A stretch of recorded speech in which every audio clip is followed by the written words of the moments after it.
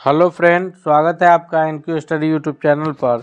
सक्षमता परीक्षा 2 से संबंधित जो है सामान्य अध्ययन का यानी जनरल जो स्टडीज से प्रश्न होंगे, इतिहास, भूगोल, भारतीय संविधान और विज्ञान से संबंधित एक एक महत्वपूर्ण प्रश्नों को लेकर के आए हैं। हम आपको उसके उत्तर के व्याख्या के साथ सभी प्रश्नों को हल करते चलेंगे। तो आइए बिना देर किए हुए चलते हैं प्रश्नों की तरफ। देखते हैं हमारे स्क्रीन पर पहला नंबर प्रश्न कौन सा है। और इससे पहले आपसे रिक्वेस्ट है कि दोस्तों, अगर आप चैनल पर नए हैं तो प्लीज़ चैनल को सब्सक्राइब करते हुए बेल आइकन को दबा लीजिए। हमारे स्क्रीन पर पहला नंबर प्रश्न है स्क्रीन पर कि 1857 का जो विद्रोह प्रारंभ हुआ था वह कहाँ से प्रारंभ हुआ था।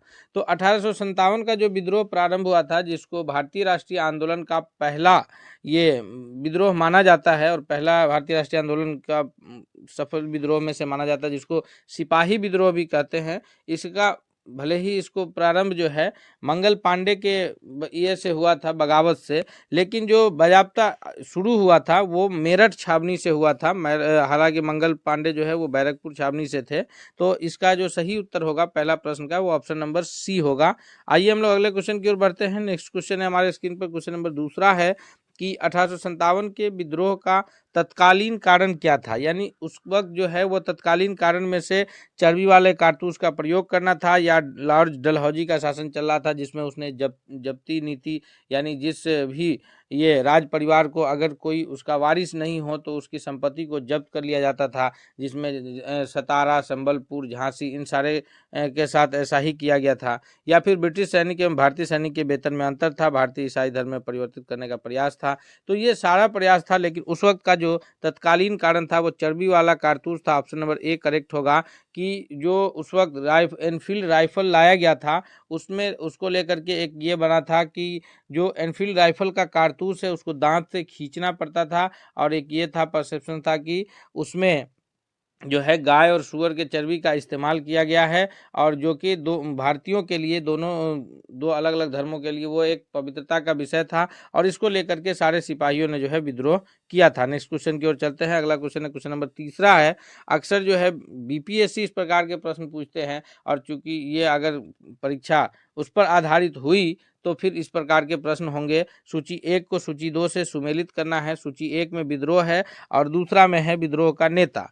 तो मेरठ से 1857 का विद्रोह की कौन किए थे, दिल्ली से कौन किए थे, हरियाणा से कौन किए थे और बरेली से कौन किए थे। तो इसको अगर ध्यान से देखिएगा तो मेरठ से कदम सिंह सही है, दिल्ली से बहादुर शाह द्वितीय, जिनको बहादुर शाह जफर के नाम से भी जाना जाता है, तीसरा है। हरियाणा से राव तुलाराम सही है, और बरेली से जो है वह खान बहादुर खां भी है। उसी प्रकार झांसी से रानी लक्ष्मीबाई है, लखनऊ से बेगम हजरत महल है, बिहार से जो है वीर कुंवर सिंह हैं। ये सारे लोग अलग अलग जगहों से जो है ये 1857 की क्रांति का विद्रोह का नेतृत्व किए हैं, अर्थात इसका जो है तीसरा का ऑप्शन नंबर ए है। अगले क्वेश्चन की ओर बढ़ते हैं। नेक्स्ट क्वेश्चन देखते हैं। क्वेश्चन नंबर चौथा है कि 1857 के विद्रोह का नेतृत्व बिहार में किसने किया था। तो ये हम सभी जानते हैं कि 1857 क्रांति के जो नेतृत्व है बिहार में वो बाबू वीर कुंवर सिंह किए थे। Option number B correct answer होगा। यह कहाँ के रहने वाले हैं, तो यह आरा जिला के जगदीशपुर गांव के रहने वाले हैं, और वीर कुंवर सिंह के नेतृत्व में जो है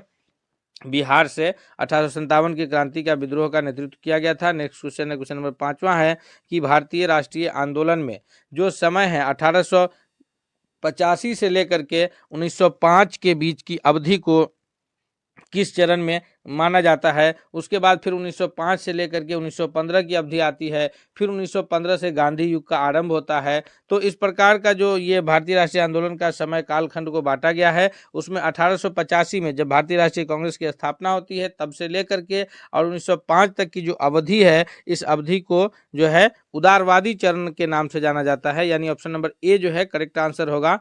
नेक्स्ट क्वेश्चन है क्वेश्चन नंबर 6 है कि आधुनिक भारतीय इतिहास में गोकुलदास तेजपाल संस्कृत महाविद्यालय क्यों प्रसिद्ध है।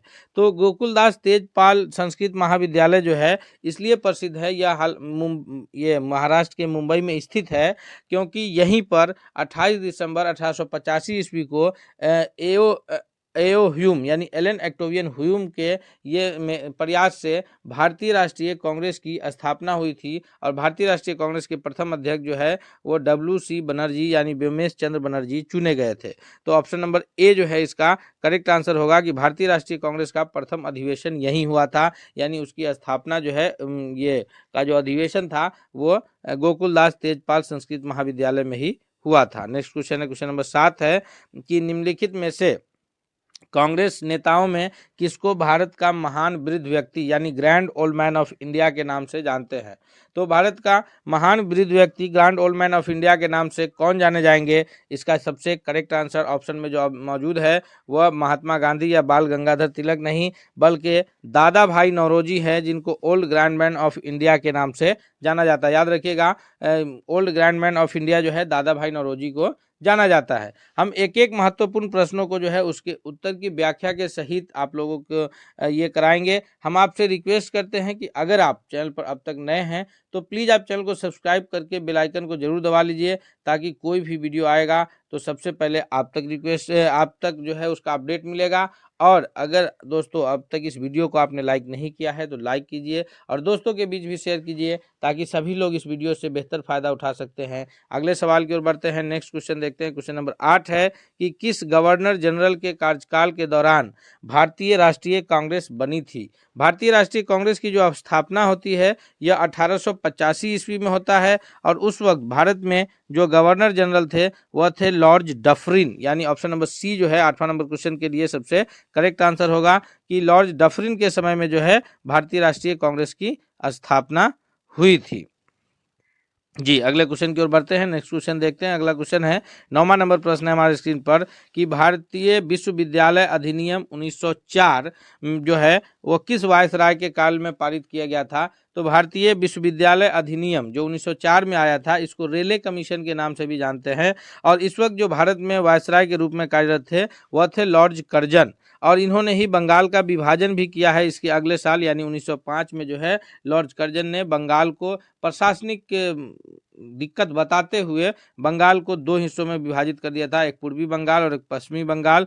तो लॉर्ड कर्जन का शासनकाल चल रहा था 1904 में और बंगाल विभाजन हुआ 1905 में। नेक्स्ट क्वेश्चन है, क्वेश्चन नंबर 10 है कि हर्मिट ऑफ शिमला किसे कहा जाता है? जी, हर्मिट ऑफ शिमला के नाम से जो है जॉर्ज यूले को जाना जाता है, या फिर विलियम वेडरबर्न को जाना जाता है, या एओ ह्यूम को, या फिर रविंद्रनाथ टैगोर को जाना जाता है। 10वां नंबर प्रश्न का सबसे सही उत्तर है कि एलन एक्टोवियन ह्यूम जो भारतीय राष्ट्रीय कांग्रेस के संस्थापक के रूप में जाने जाते हैं, वो उनको जो है हर्मिट ऑफ शिमला भी कहा जाता है, और जॉर्ज यूले जो है यह भारतीय राष्ट्रीय कांग्रेस के प्रथम अंग्रेज अध्यक्ष के रूप में जाने जाते हैं। नेक्स्ट क्वेश्चन की ओर बढ़ते हैं। अगला क्वेश्चन कौन है? क्वेश्चन नंबर 11 है कि वह कौन सा प्रथम भारतीय था जो ब्रिटिश संसद के लिए निर्वाचित हुआ था? जी, इसका सबसे सही जवाब क्या है कि ब्रिटिश संसद के लिए निर्वाचित होने वाले प्रथम भारतीय कौन थे? सुरेंद्रनाथ बनर्जी, एसएन बनर्जी थे, या फिर जीके गोखले यानी गोपाल कृष्ण गोखले थे, या फिर दादा भाई नौरोजी थे, या फिर फिरोज शाह मेहता थे। तो इसका सबसे सही उत्तर जो है कि भारतीय ब्रिटिश संसद के लिए निर्वाचित होने वाले जो भारतीय हैं वह दादा भाई नौरोजी है, जिनको old grand man of India के नाम से भी जाना जाता है। नेक्स्ट क्वेश्चन की ओर बढ़ते हैं। क्वेश्चन नंबर 12 है कि इल्बर्ट बिल विवाद किस वायसराय के शासनकाल में उभरा था? इल्बर्ट विवाद जो है यह रिपन के शासनकाल में उभरा, या लॉर्ड लिटन के, या फिर लॉर्ड डफरिन के, या फिर लॉर्ड नॉर्थ ब्रुक के शासनकाल में उभरा था?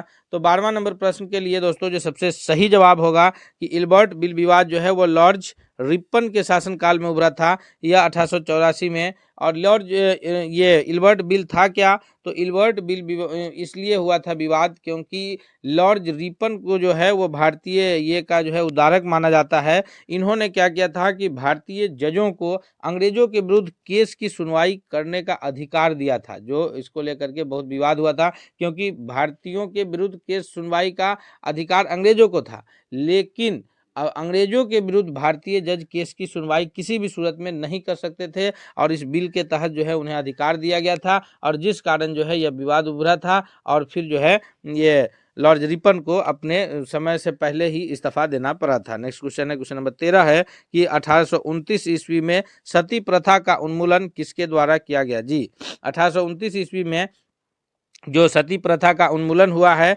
वह किनके द्वारा किया गया है, कौन वायसराय ने इसका उल्लंघन किया है। हम आपसे रिक्वेस्ट करेंगे कि अगर आप हमसे पहले प्रश्नों का उत्तर कर पा रहे हैं तो आप कमेंट करके भी बताइए कि कौन से प्रश्न का उत्तर क्या है, ताकि पता चले कि तैयारी किस लेवल तक हो चुकी है। तो 13वां नंबर प्रश्न का जो सबसे सही उत्तर है वह है ऑप्शन नंबर डी, कि लॉर्ड विलियम बेंटिक के समय में जो है ये सती प्रथा का उन्मूलन हुआ था। अगले क्वेश्चन की ओर बढ़ते हैं। नेक्स्ट क्वेश्चन है क्वेश्चन नंबर 14 है कि रामकृष्ण मिशन के संस्थापक कौन थे, यानी रामकृष्ण मिशन की स्थापना किनके द्वारा किया गया था, किसने किया था। तो इसका जो 14वां नंबर प्रश्न है सबसे सही जवाब है कि स्वामी विवेकानंद के द्वारा जो है रामकृष्ण मिशन की स्थापना की गई थी। नेक्स्ट सवाल की ओर बढ़ते हैं दोस्तों। अगला सवाल है कि देशबंधु की उपाधि किसे दिया जाता है। देशबंधु की उपाधि जो है वो भीमराव अंबेडकर जी को दिया जाता है, या फिर चित्तरंजन दास जी को दिया जाता है, या बिपिन चंद्र पाल, या फिर रविंद्रनाथ टैगोर जी हैं। तो 15वां नंबर सवाल के लिए जो सबसे करेक्ट आंसर है वह है ऑप्शन नंबर बी,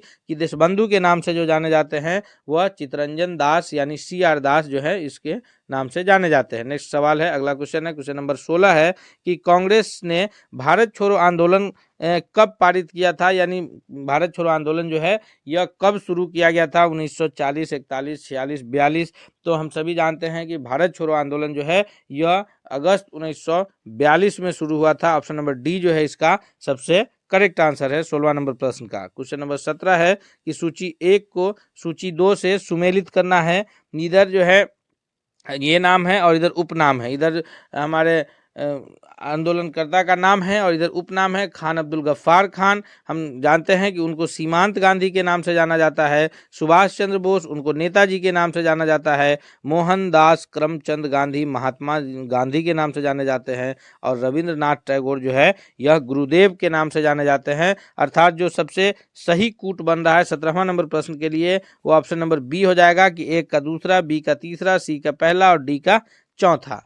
तो इस प्रकार अगला क्वेश्चन की ओर बढ़ते हैं हम लोग। नेक्स्ट क्वेश्चन है क्वेश्चन नंबर 18 है कि वर्ष 1919 में जलियांवाला बाग हत्याकांड कब हुआ था। 1919 में अंग्रेजों के द्वारा जो है वो रॉलेट एक्ट लाया गया था, यानी उसके तहत जो है किसी भी भारतीयों को संदेह के बुनियाद पर गिरफ्तार किया जा सकता था। और उसमें था कि नो अपील, नो वकील, नो दलील, किसी प्रकार का कोई वकील नहीं, कोई दलील नहीं। और उसी के तहत जो है डॉक्टर सैफुद्दीन किचलू और डॉक्टर सत्यपाल को जो है गिरफ्तार किया गया था। और लोग जो है अमृतसर में जलियांवाला बाग में, पंजाब के अमृतसर जिला में जलियांवाला बाग में जो है ये कर रहे थे।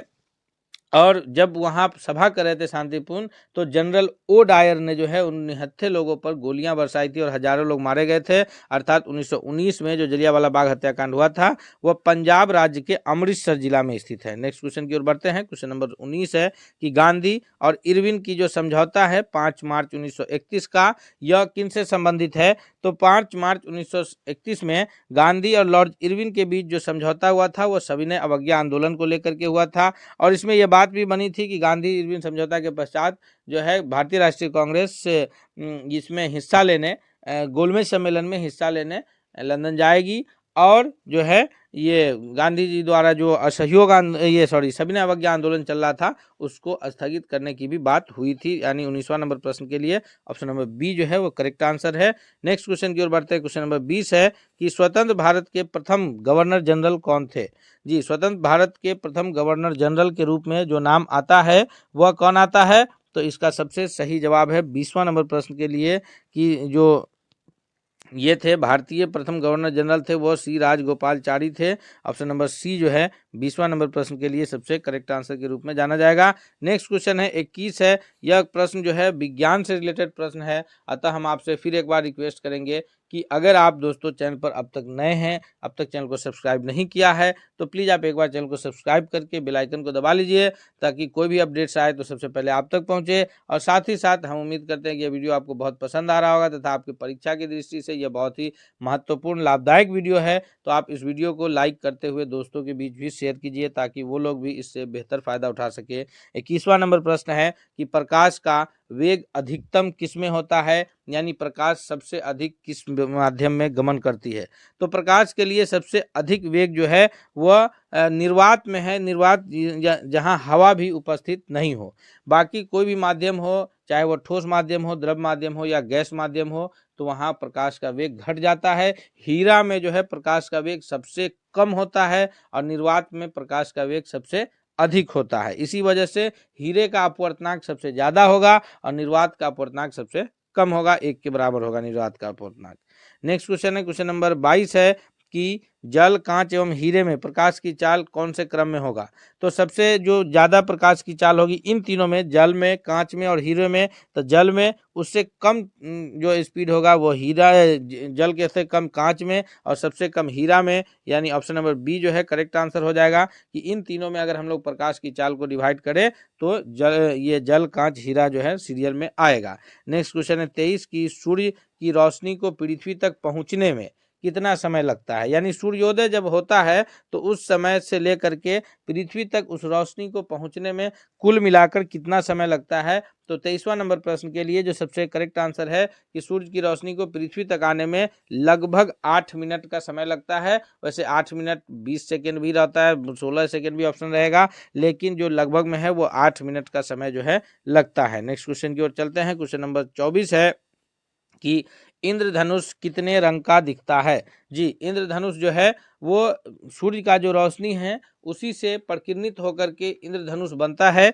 तो इंद्रधनुष जो है यह श्वेत प्रकाश के 7 रंगों का मिश्रण होता है, अर्थात इंद्रधनुष में जो है वो 7 रंग दिखेंगे। 24 नंबर क्वेश्चन का ऑप्शन नंबर ए जो है वो सबसे सही जवाब होगा। नेक्स्ट क्वेश्चन की ओर चलते हैं, क्वेश्चन नंबर 25 है कि इंद्रधनुष के किस रंग का विक्षेपण सबसे अधिक होता है। तो 7 रंग जो है बैगनी, आह, पी, नाला, यानी बैगनी, आसमानी, जामुनी, ह से हरा, पी से पीला और ना से नारंगी कलर और ला से लाल। तो इसमें जो है विक्षेपण सबसे अधिक जो है वह होगा बैगनी कलर का, इसका ये विक्षेपण सबसे अधिक होगा और सबसे कम जो होगा वो लाल कलर का होगा। नेक्स्ट सवाल की ओर बढ़ते हैं, अगला क्वेश्चन है 26 कि समान आवेश, यानी एक तरह का ही अगर आवेश हो, पॉजिटिव पॉजिटिव आवेश हो या फिर निगेटिव निगेटिव आवेश हो, तो समान आवेश में क्या होता है। तो समान आवेश में जो है वह होता है विकर्षण, और असमान आवेश पॉजिटिव पॉजिटिव होगा तो विकर्षण होगा, एक दूसरे को अलग अलग हटाएगा, लेकिन अगर असमान होगा, पॉजिटिव निगेटिव होगा तो फिर आकर्षण होगा। नेक्स्ट क्वेश्चन की ओर बढ़ते हैं, अगला सवाल है क्वेश्चन नंबर 27 है कि कोशिका का ऊर्जा गृह यानी power house of the cell किसको कहा जाता है। कोशिका का ऊर्जा गृह के नाम से कौन जाना जाएगा। कोशिका के जो अंग है उसमें से गोल्गी काय है या फिर न्यूक्लियस है या माइटोकॉन्ड्रिया है या राइबोसोम है। तो कोशिका का जो पावर हाउस है, ऊर्जा गृह है, वो माइटोकॉन्ड्रिया है, अर्थात 27वां नंबर प्रश्न के लिए जो सबसे सही उत्तर है वह है option number C. Next question है क्वेश्चन नंबर 28 है कि कोशिका की आत्महत्या की थैली कहलाता है, यानी सुसाइडल बैग ऑफ सेल के नाम से कौन जाना जाता है। लाइसोसोम, राइबोसोम या फिर न्यूक्लियस या गोल्गी काय। तो suicidal bag of the cell जो है, कोशिका की आत्महत्या की थैली जो है वो लाइसोसोम को कहा जाता है। ऑप्शन नंबर ए जो है वह सबसे करेक्ट आंसर है। नेक्स्ट क्वेश्चन की ओर बढ़ते हैं, क्वेश्चन नंबर 29 है कि सूर्य से आने वाले हानिकारक पाराबैंगनी किरण जो है अल्ट्रावायलेट रे, इसके जो है वो सबसे अधिक कौन सा हमारे शरीर का कौन सा अंग सबसे अधिक प्रभावित होता है। तो जो सूर्य से आने वाले हानिकारक पराबैंगनी विकिरण है उससे जो प्रभावित होने वाले हमारे शरीर के अंग है वह सबसे अधिक जो है त्वचा को प्रभावित करता है, अर्थात ऑप्शन नंबर सी जो है वो करेक्ट आंसर होगा कि इससे सबसे अधिक जो है त्वचा का कैंसर होता है। नेक्स्ट क्वेश्चन है क्वेश्चन नंबर 29 है कि निम्न में से कौन सा जैव निम्नीकरण है। जी, कागज है, डीडीटी है, एल्यूमिनियम है और प्लास्टिक है। तो जैव निम्नीकरण में जो नाम आएगा प्रमुख नाम वह है कागज का, ऑप्शन नंबर ए जो है वो करेक्ट आंसर होगा।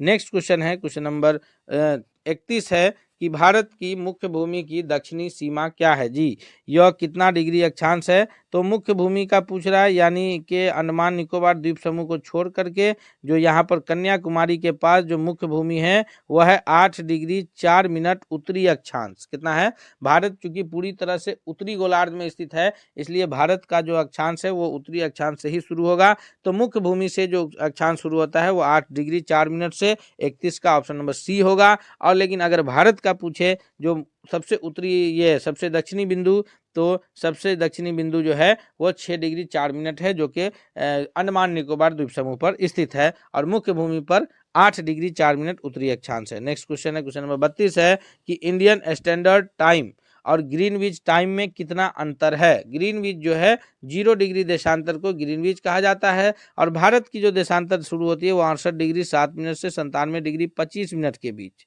और इस बीच जो है लगभग 2 घंटा का समय अंतराल है। इसलिए भारत ने जो अपना मानक समय रखा है वो 82.5 डिग्री जो है पूर्वी देशांतर को रखा है, और 82.5 डिग्री पूर्वी देशांतर जो है यह इलाहाबाद के नैनी के पास जो है उत्तर प्रदेश में मिर्जापुर में जो है यह स्थित है। और ये 82.5 डिग्री पर जब हम लोग निकालते हैं कि देशांतर 1 डिग्री पार करने में 4 मिनट का समय लगता है, इस प्रकार 82.5 डिग्री में जो है लगभग 5 घंटा 30 मिनट का समय लगेगा। यानी भारतीय जो समय है इंडियन स्टैंडर्ड टाइम जो है वह ग्रीनविच के टाइम से 5 घंटा 30 मिनट आगे है, क्योंकि पूरब में स्थित है। अगर यह पश्चिम में स्थित होता तो यह 5 घंटा 30 मिनट पीछे होता। तो इसीलिए जो है भारत और इंडियन स्टैंडर्ड टाइम और ग्रीनविच के समय में कितना अंतराल है, 5 घंटा 30 मिनट का, और कहाँ है तो आगे है। नेक्स्ट क्वेश्चन की ओर बढ़ते हैं। क्वेश्चन नंबर 33 है कि भारत में निम्नलिखित में से किस राज्य को तट रेखा सबसे लंबी है। जी, सबसे लंबी तट रेखा वाला राज्य भारत का कौन सा है,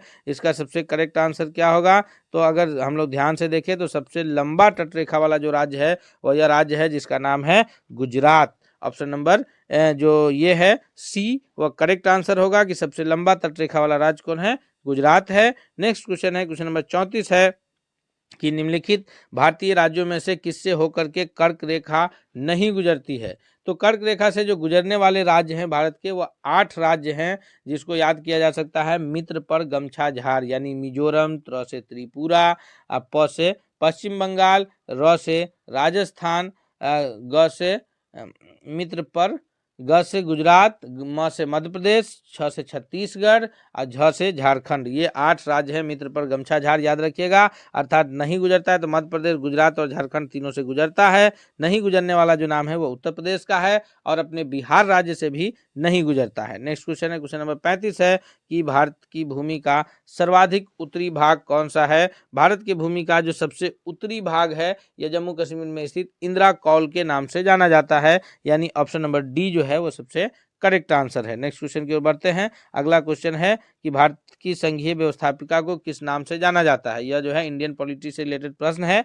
हम आपसे चलते चलते एक बार फिर रिक्वेस्ट करेंगे कि दोस्तों अगर आप अब तक चैनल पर नए हैं तो प्लीज़ आप चैनल को सब्सक्राइब करके बेल आइकन को जरूर दबा लीजिए, ताकि कोई भी अपडेट्स आए तो सबसे पहले आप तक पहुंचे। साथ ही साथ यह वीडियो आपके लिए बहुत ही फायदेमंद साबित हो रहा है। आप इस वीडियो को लाइक करते हुए दोस्तों के बीच शेयर कीजिए, ताकि वो लोग भी इससे बेहतर फायदा उठा सके। 36वां नंबर प्रश्न है कि भारतीय संघ की व्यवस्थापिका को किस नाम से जाना जाता है। तो भारतीय संघ की व्यवस्थापिका को जो है वह संसद के नाम से जाना जाता है, यानी भारत का जो संघीय व्यवस्थापिका है इसको संसद कहा जाएगा। ऑप्शन नंबर डी जो है इसका सबसे करेक्ट आंसर होगा। नेक्स्ट क्वेश्चन है, क्वेश्चन नंबर 37 है कि भारतीय संसद का अस्थायी सदन कौन है। तो भारतीय संसद के 2 सदन हैं, और अंग की बात करें तो 3 अंग हैं। एक सदन है लोकसभा और एक सदन है राज्यसभा। और अंग कौन कौन है, तो लोकसभा, राज्यसभा और राष्ट्रपति, ये 3 अंग हैं। तो लोकसभा जो है ये प्रत्येक 5 वर्ष पर इसका कार्यकाल समाप्त होता है, पूरी तरह सदन भंग होता है, फिर से पूरे भारत में चुनाव होता है, और जनता इसमें प्रत्यक्ष रूप से, वह जनता जो 18 वर्ष से अधिक आयु की उम्र है वो प्रत्यक्ष रूप से इसमें जो है मतदान करती है। लेकिन जो राज्यसभा है इसकी कभी भंग नहीं होता है। हर 2 वर्षों पर 1/3 सदस्यों की सदस्यता जो है समाप्त होती है, और फिर उस पर चुनाव होता है। तो अस्थायी सदन के रूप में राज्यसभा जाना जाएगा। नेक्स्ट क्वेश्चन है, क्वेश्चन नंबर 38 है कि निम्नलिखित कथनों में सही कथन कौन सा है। लोकसभा भारतीय संसद का प्रतिनिधि सभा है, करेक्ट ऑप्शन है, क्योंकि जो है यहाँ के जो प्रतिनिधि होते हैं वो जनता द्वारा डायरेक्ट निर्वाचित होते हैं। राज्यसभा संसद का उच्च सदन है, करेक्ट है। राज्यसभा राज्यों का प्रतिनिधित्व करते हैं, ये भी करेक्ट है, क्योंकि राज्यसभा के जो सदस्य होते हैं उनका निर्वाचन जनता के द्वारा नहीं किया जाता, उनका जो है निर्वाचन राज्य के जो ये विधानमंडल के सदस्य होते हैं वो करते हैं। अर्थात ऑप्शन नंबर डी जो है इसका करेक्ट आंसर है। नेक्स्ट क्वेश्चन है 39 कि भारतीय संसद की संप्रभुता संबंधित है? भारतीय संसद की जो संप्रभुता है वो किससे संबंधित है? भारत के राष्ट्रपति की शक्तियों से, या न्यायिक समीक्षा से, या विपक्षी दल के नेताओं से, या भारत के प्रधानमंत्री की शक्तियों से? तो करेक्ट ऑप्शन है ऑप्शन नंबर बी कि न्यायिक समीक्षा से जो है इसकी संप्रभुता प्रतिबंधित है। नेक्स्ट क्वेश्चन है 40 की भारत संसद के 2 क्रमिक अधिवेशनों के बीच अधिकतम कितने समय अंतराल की अनुमति है? यानी कितने समय अंतराल के अंदर में जो है भारतीय संसद का जो है दूसरा दो अधिवेशन हो जाना चाहिए। जैसे शीतकालीन सत्र अगर चले तो दूसरा सत्र जो है कितने समय के अंतराल पर चल जाना चाहिए। अभी शीतकालीन सत्र दिसंबर में चला है और दूसरा सत्र के लिए जो है बजट सत्र फरवरी में शुरू होगा। तो दो अधिकतम जो समय है वो 6 माह है। 6 माह से के अंदर में संसद का अधिवेशन बुलाया जाना है और कम समय का कोई ये नहीं है। विशेष परिस्थिति में राष्ट्रपति कभी भी बुला सकता है। तो इस प्रकार जो है हम लोग आज अभी 40 प्रश्नों का महत्वपूर्ण प्रश्नों को जो है उसके उत्तर की व्याख्या के साथ देखे हैं। हम उम्मीद करते हैं कि यह आपके आने वाले परीक्षाओं में बहुत ही लाभकारी और हितकारी साबित होगा। इसलिए आपसे चलते चलते रिक्वेस्ट है कि अगर आप दोस्तों चैनल पर नए हैं तो प्लीज़ आप चैनल को सब्सक्राइब करके बेल आइकन को दबा लीजिए। कोई भी अपडेट्स आप तक पहुंचेगा। और साथ ही साथ अगर दोस्तों अब तक आपने इस वीडियो को लाइक नहीं किया है तो वीडियो को लाइक करते हुए दोस्तों के बीच शेयर कीजिए ताकि सभी लोग इससे बेहतर फ़ायदा उठा सके, सभी लोग इसका फ़ायदा उठा सके। मिलेंगे अगले सेट के साथ, तब तक के लिए धन्यवाद।